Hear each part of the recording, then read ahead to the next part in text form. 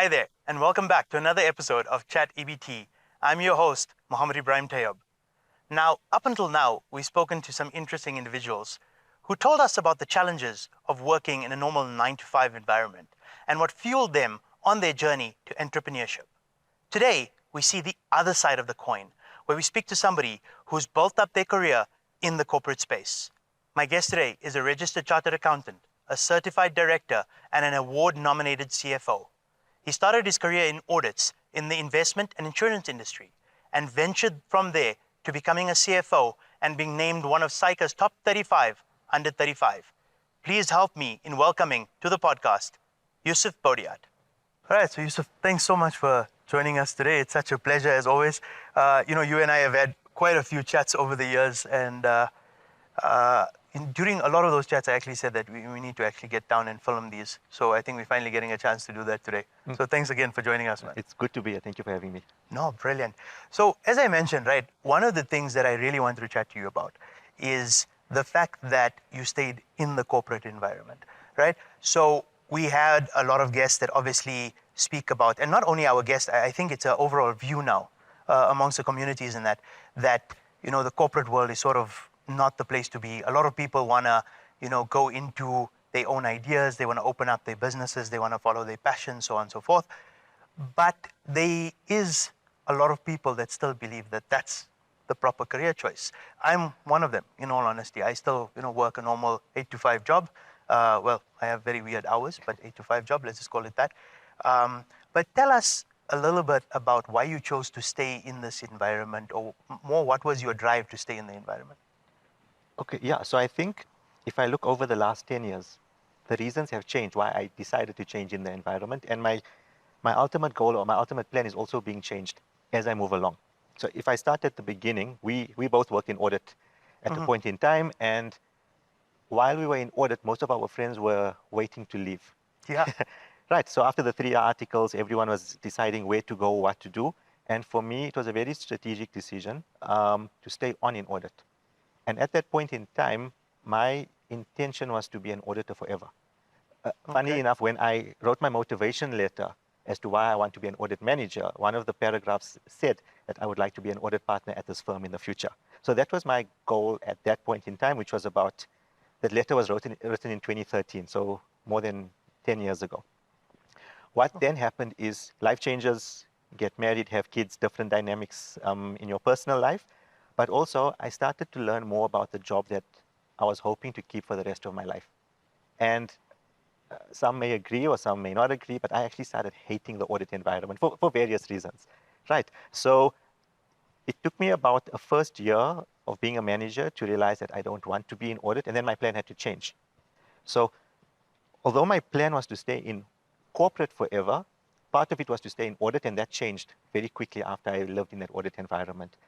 And then my plan changed to become ultimately a CFO and hopefully a CEO at some point in a corporate environment. Yeah. And both of us were focused on financial services. So my core skill set was in financial services and specifically in insurance. So I was trying to upskill myself to make sure that I can become a chief financial officer and ultimately a CEO at an insurance company. Okay. That was still my goal for many years. I did become a CFO, and I was a CFO for about 5 years. And the next big thing was becoming a CEO. Yeah. And again, life happens, circumstances change, and I realized after a long time that I didn't actually want to be a CEO. And then again, I need to decide, what do I want to do with my life? So I've got other ambitions and other goals now, and ultimately I would like to be my own boss. I don't want to work for a boss or a company or corporate forever, but I'm trying to position myself in such a way that I can work my corporate job currently and position my own brand and my own, let's say, consulting firm in the future, as I'm currently working on it in the background now. So for me, it was staying in corporate was the key to staying in corporate was the stability of income. I always knew that if I were to start my own company, I wouldn't get paid every single month, no matter what. I actually made that point a few times, and people actually ask me that.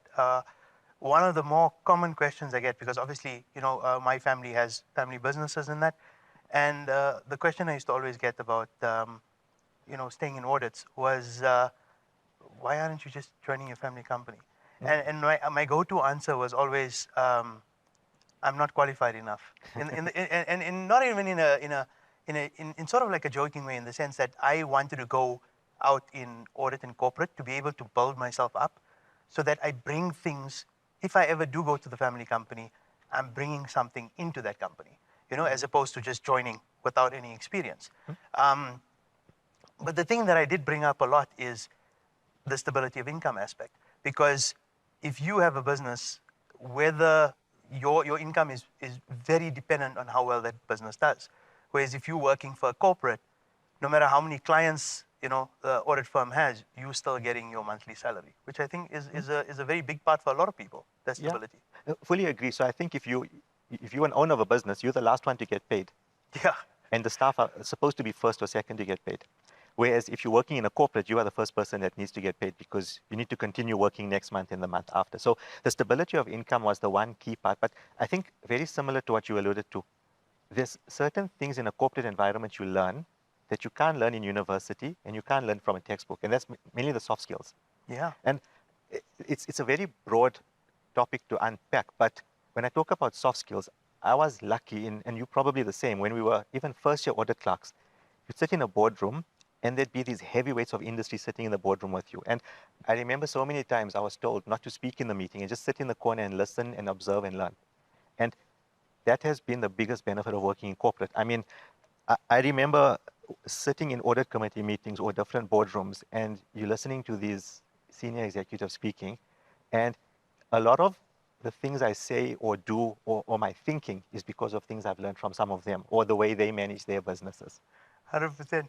You saying that, I actually thought of a very funny story in audit, actually. So, and the reason why I want to bring up the story is because I fully agree with you. I think you learn so much in those meetings, and just viewing not only the people that are speaking, but the different styles that are being spoken about, rather. Yeah. And there was this one partner, very eccentric woman. I'm not going to name drop her here, but I'm sure you know who I'm going to be talking about. And we went into a meeting at a motor vehicle finance company. And it was her first year on the audit as the partner. And so she wanted to go into the meeting more of an introductory meeting. And so we had all the department heads from that company, the CEO, CFO, the big department heads. And I was there to take minutes, as you know, the small guys really do. And the way this partner approached this meeting was fascinating to me, because I always thought CEO, CFO, you got to use very high language. It's very formal. It's very, strategic. And she went into that meeting going, okay, so I want to learn about your company. You guys do motor vehicle finance? I walk into BMW, I want to buy a car. What do I do? And then I was like, is she really asking them this? Such a simple question. This is the CEO of a multi-billion rand company, and she's asking him how to get finance for her car. It's like, it's weird. And she was, okay, cool. So now they put me in touch with one of you people. I have a bunch of forms to fill out. Oh, I decided I don't want to pay for my car anymore. I just defaulted my payment. But I was on that audit. That was my third year on that audit. I learned more about that company in that meeting than I did at all the other 3 years that I was on there. Yeah. And for me, it's just seeing those different styles. Yeah. And that's so important. You mentioning just, the soft skills. That I think is such a brilliant aspect of the audit environment that we're in. Yeah, and something it really brings it out. You mentioned different styles. So I tried to count. Over the past several years, I've probably been in more than 150 different types of committee or board meetings. So it adds up. And you learn from people how to say things, or what to say and what not to say. But more importantly, you sit in rooms and you see people who say the wrong things completely. So apart from learning from people what to do, you're also learning from other people what not to do, because you don't want to look like them in the room as well. So the soft skills is very broad, because you're learning from people in a very informal way, but in a formal environment, if I can call it that. And there's obviously all the other dynamics. You're working with lots of different people from different backgrounds, different skill sets. As you progress, you have to manage and lead all of them. And that whole leadership part of it is a completely different ballgame when you're in that senior position and you need to look after 30, 40, 50 people at the same time. But I think you really, and you touched on it a bit, staying in corporate, and you use the word soft skills a lot. but I think it sort of grooms you in that aspect. And a lot of people think you go into these different jobs, like, or take audit as an example. You know, we were both in audit. And I think a lot of people look at it as, okay, you're doing your articles and you're learning a lot about auditing. And I heard this a lot, like, where are we ever going to use those skills again? And it's true, you might not use those technical skills, but I think the things that you are learning in the job, on the job, time management, project management, Yep. dealing with so many different people. I think that's the thing that people really miss when they think about the corporate environment. Is that you're not only learning about, I'm in a bank. Yes. I'm only learning about banking. You're learning like such underlying skills that you're going to take to your next job, or you're going to take into your business, or into any career that you go into. Yeah, fully agree. The soft skills are so broad. And I think what's beautiful about it is there are so many things you're learning without even knowing you're learning it. Yeah. One of the things that we have actually spoken a lot about on this podcast, it's more around guests that have actually pivoted in their careers. So went 30, 40 years in an industry, and then just decided one day, I'm going to go do something completely different. I want to throw that around a little bit, because you mentioned it earlier. You had this idea that you want to be an auditor for the rest of your life. At some point, you realized that wasn't actually the right thing to do, and so you pivoted. What's the importance for people that are watching to think about that when they in their careers? Because I think a lot of people make that decision, and whether they like it or not, that's the plan they had. Yeah. So I'll give you an example with me, and this is, my plan was to move overseas, right? And I literally had this whole thing lined up. I'm going to do my articles. I'm going to get a secondment. I'm going to go on my secondment. I'm going to hopefully do great there, and I'm going to stay there. That was, and I'm going to find a way to stay there. And that was the plan. The year, and this is how funny things work, is the year that I was due to go for secondment, the firm that I was with didn't do a lot of secondments. So I didn't get on secondment. First problem in the plan. But I found a way to go overseas. I chose the very first job I could get, because obviously that was going within my plan. All honesty, it probably wasn't the best time, because I just had my second child, and to immigrate with small children is not fun. For anybody that's planning on doing it, it's not a great idea. So it wasn't probably the right time, but because that was my plan, it had to happen. You mentioned now that you saw that it wasn't something, so you decided to change it up. Talk to us a little bit about that, because I think a lot of people don't do that. Yeah, so I think it's partly you need to stick with the plan to an extent, but also being able to change the plan. And I say that if I can unpack it in different sequences. So we knew we were 3-year article clerks. So for 3 years, you had to have that job, right? And then the next step was audit manager. And for some odd reason, we had this rule of thumb saying you need to be there for 2 years at least, and then decide what your next step is. So as much as my long-term ambition was to become an audit partner, I still knew I had a 2-year plan. And why I say the 2-year plan is because well into the first year, I knew I didn't want to be there forever. But I made sure I still stayed for that second year.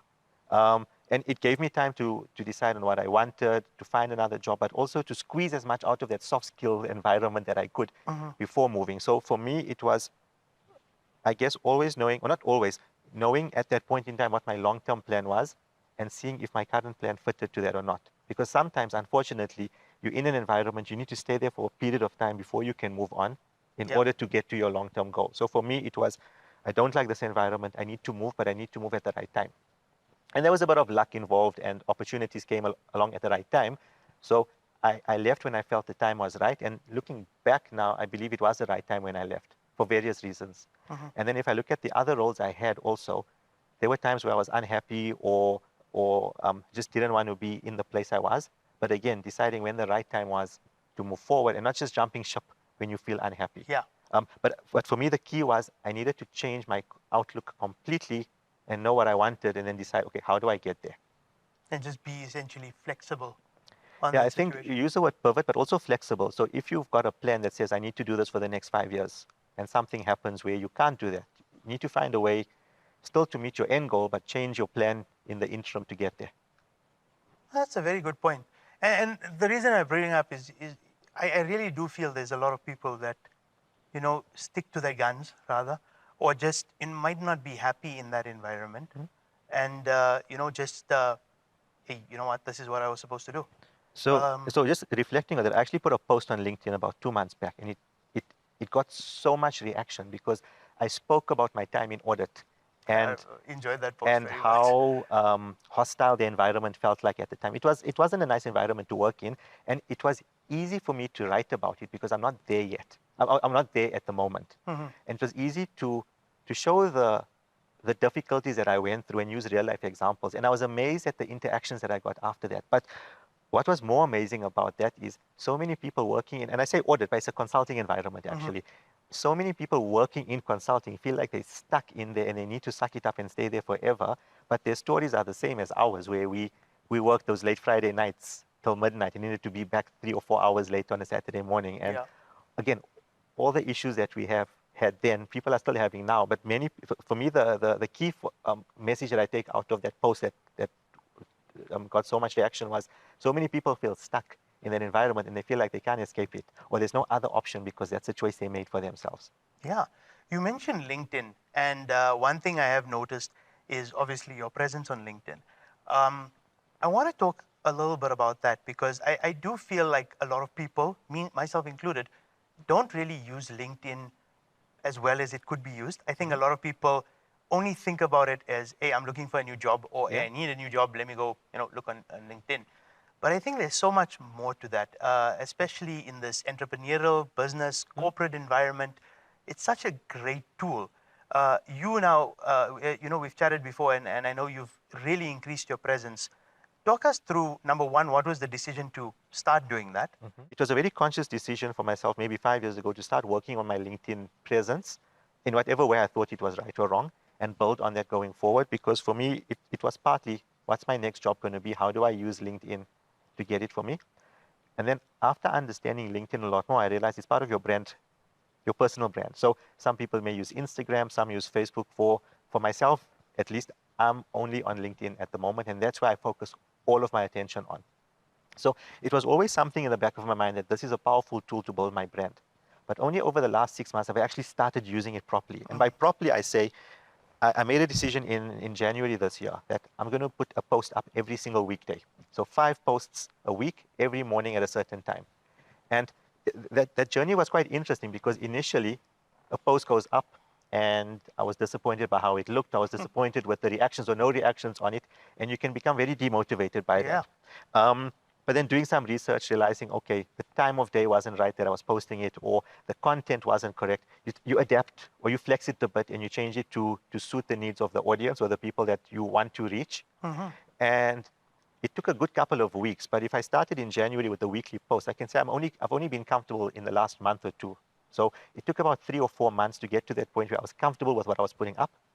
And then now at the point where I've got enough, if I can say content is a fancy word, if I've got enough content for the next week in the pipeline always. So my LinkedIn presence is always up there.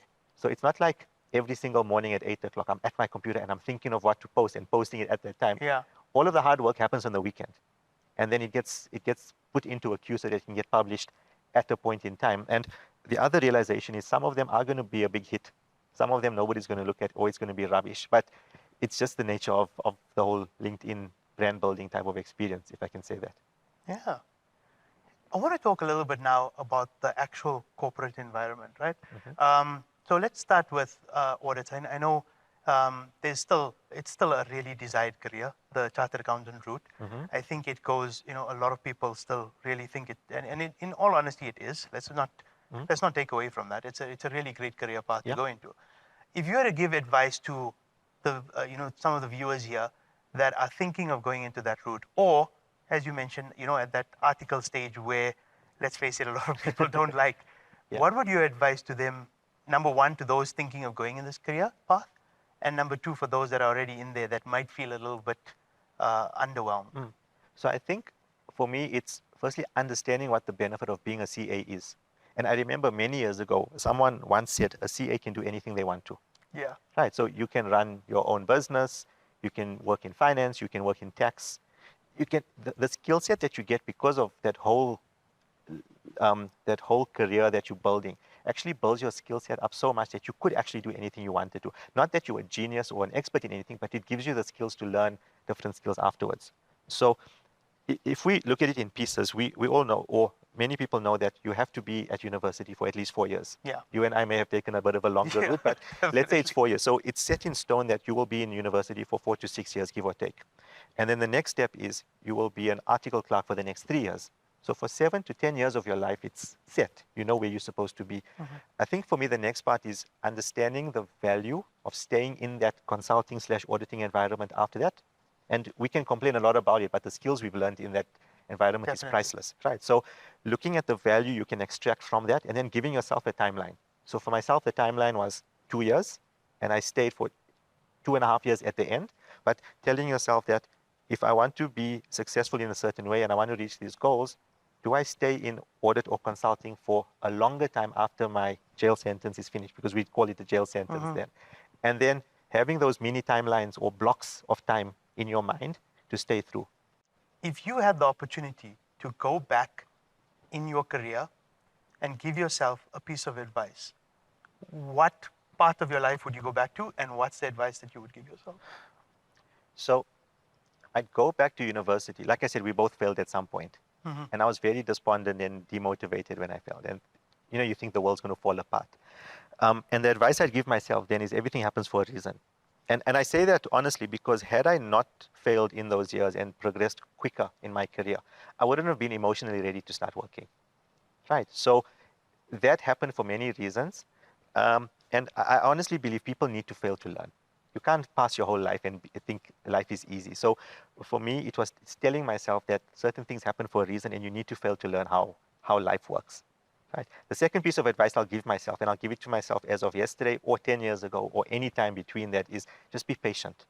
I'm a very impatient person. I want instant gratification. So I want that promotion or that success or that feeling of success to come immediately, where sometimes you need to wait and you need to work for it before it comes. Brilliant. I love that. What would you like people to take away from this interview today? And what group of people would you like to take away that message? So I think it can go to everybody listening to this today, not just a specific group of people. But for me, the thing I'd like people to take away from this is that it's good to have a plan. I think it's important to have a plan, but also more important to be able to change your plan as life happens. So not being stuck to that plan forever, but rather changing or flexing or pivoting your plan as you move along and always having that end goal in sight still. Brilliant. My last question. If you had to release an autobiography today, what would the title of that autobiography be? Wow, I'm getting the difficult questions today. Yeah. So let's think. If I had to write an autobiography and release it today, it would be called When Opportunity Meets Preparation.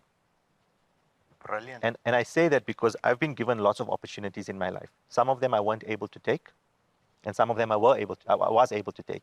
And I think for me the key is when I was able to take those opportunities, I was prepared for it. And prepared in many different ways, whether it's technical or emotional or whatever it was, being able to take those opportunities when it came across. So the title would be When Opportunity Meets Preparation. Brilliant. As I say that, I understand before we end, you actually are writing a book as we speak. So not an autobiography, but obviously you're still writing a book. Yeah, so it's quite impressive. It's in the infancy stages at the moment. It's a non-fiction business South African book. Hopefully within the next couple of months I can have it published. Something I'm quite passionate about. For those who know me, I don't read a lot, but I do like to write a lot. So the LinkedIn posts are daily, and the articles come in every couple of weeks. But I found there's a specific topic that I'm very passionate about, and I've been getting a lot of different pieces of information to put that in together, to put it into a book format. Because I found that a short post or a decent sized article just doesn't cut it for the specific topic that I'm thinking about. So hopefully, all else equal, that comes out in the next couple of months, and I'm extremely excited about it. No, I'm very, very excited. It's such an absolute pleasure always chatting to you. As people would have probably realized this from this interview, Yusuf and I worked together about 8 years ago.